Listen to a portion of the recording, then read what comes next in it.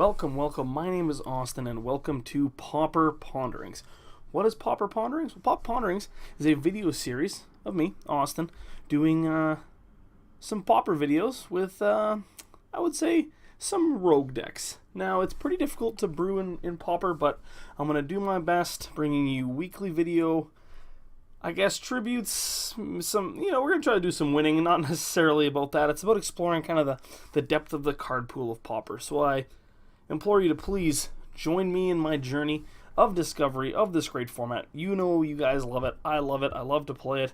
But you know what? Sometimes you just kind of get sick of playing against, Is It Drake and Tron and Affinity. So brought some new stuff to the table.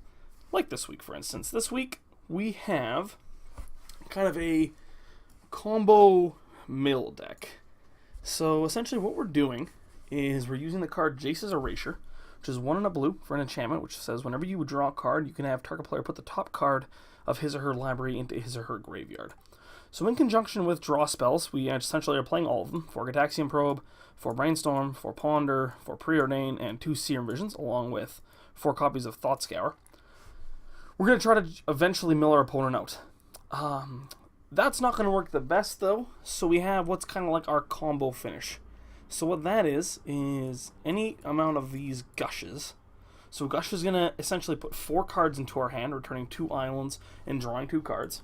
And then we're going to try to play as many Whirlpool Riders as we can, which act as, I guess, windfalls on a stick. So they're going to come into play. Hopefully we're going to have upwards of 10 cards in our hand. Whirlpool Rider is going to trigger. It's going to mill them 10 cards. Probably going to draw some more gushes. We can cast those gushes, draw more cards, cast more Whirlpool Riders, and us hopefully mill them out. Usually that requires there to be 2 Jace's Erasures in play. But it's pretty fun. I played some games with it last night. Ready to take her for a spin today. We have some counter spells to back up what we're doing. But again, very consistent. I don't want to say powerful, but we are playing good cards.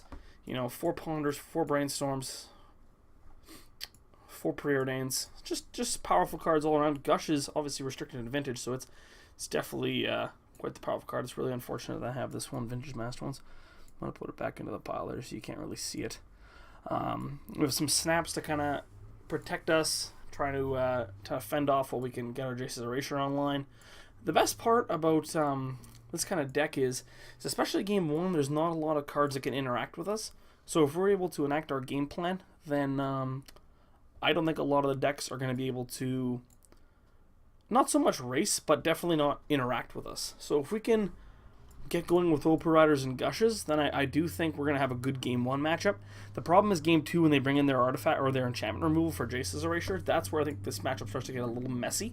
So we're going to have a lot of dispels, and again, we have counter spells in the main deck, but mostly we're going to be trying to hedge on our Jace's Erasure not being able to get destroyed. Now, for when it does get destroyed, we have Curse of the Bloody Tomb. So Curse of the Bloody Tome is kind of the same as Jace's Erasure, just a slower, more methodical version.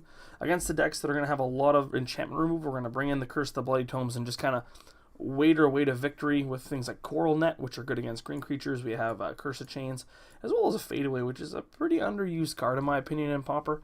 For each creature its controller sacrifices a permanent unless he or she pays 1, so a lot of Goblins and Elves decks are going to be able to flood the board very quickly and not have a lot of mana to spare. So a card like Fadeaway is actually going to do a pretty good job of really wrecking their board, and not so much controlling it, but just slowing them down enough that we can get our Jace's Erasure, Whirlpool Rider, Gush engine online. So we're going to hop into some cues here, and hopefully we do okay. Hopefully don't get embarrassed. That's really goal number 1 here is to win some games. I don't expect this deck to be overly competitive, but again, we're looking to find off-used and interesting strategies that can be applied to possibly your other decks, and that's what we're here to explore. Is the Whirlpool Rider, Jace's Erasure, Gush synergy good enough? It might be. It probably isn't, but I think Whirlpool Rider is a pretty powerful magic card, and it doesn't see a lot of play. So if it tests well here, maybe we try it in some other decks, and I'm open to explore a card like this, especially when you get to play with cards like Gataxian Probe, Brainstorm, Ponder, Preordain, and Gush. So I'll see you guys for round 1 in just one quick second.